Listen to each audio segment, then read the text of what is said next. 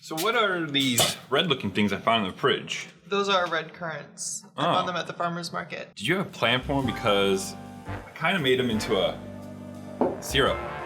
That was the exact plan I had. You read my mind.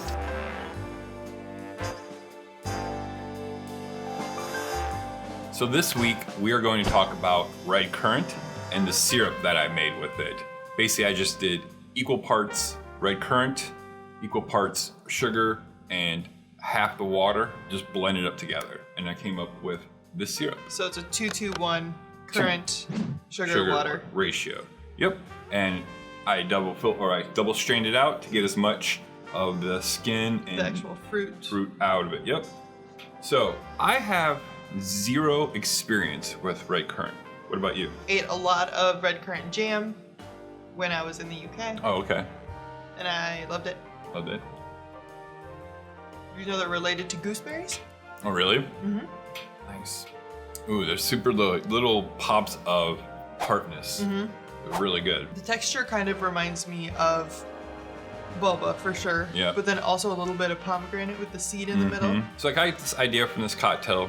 Well, you bought it from the farmer's market. I had no idea you went to the farmer's market. You came back with these. Right. I did have to ask you what they were because I wasn't sure. And you said recurrence, and I remember seeing Anders' video about a month ago, and he did this cocktail, the artist special.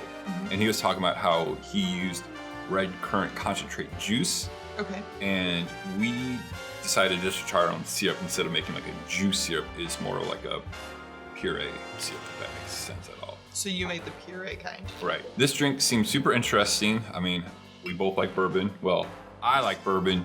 You can enjoy a bourbon cocktail. I like it in cocktails, yeah. Right. We have zero experience with sherry. The only other time we did it was for some punch romaine cocktail that we made That was good. a long time ago. Then lemon juice and this syrup. 4 ingredients. Yeah, all in all, I can't be mad about any of the ingredients by themselves, so this absolutely should be delightful. Right. Again, like I said, we don't have really experience with sherry, which I know it's a pretty common ingredient that we should probably do some tasting rooms on to get more familiar with it. Yeah, we should.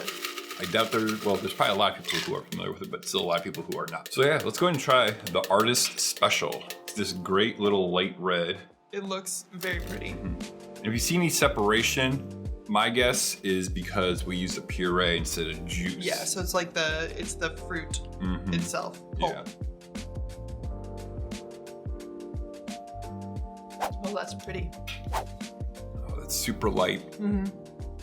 Kind of reminds me of like certain rosés that I've had. A lot of times they list currant as a flavor note in wine descriptions. Okay, well that makes sense. Yeah, it definitely hits that, like I said, rosé kind of wine. And it makes me happy because I mean it kind of takes me back to the Bangor Pier and eating a scone.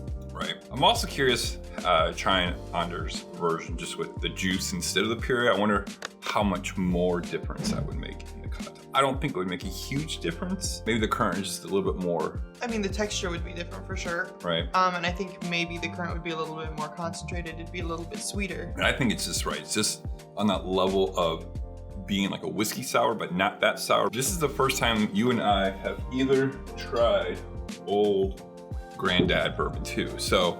And and was it Anders that recommended this? Anders uses it. Eric Castro uses it for his Iron Ranger. That we did last Friday. Yep, that we did last Friday. The bartenders who also do YouTube, they use this a lot. I'm pretty sure like educated bar play that use it. This is more of like, it seems like a bartender's go-to bourbon. That was $18, I think. $18. $18 for 100 proof bonded bourbon. That smells nice off the bottle. There's a 114 proof version of this too.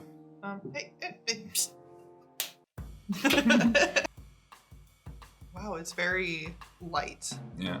The ethanol burns a little bit, but it's not offensive.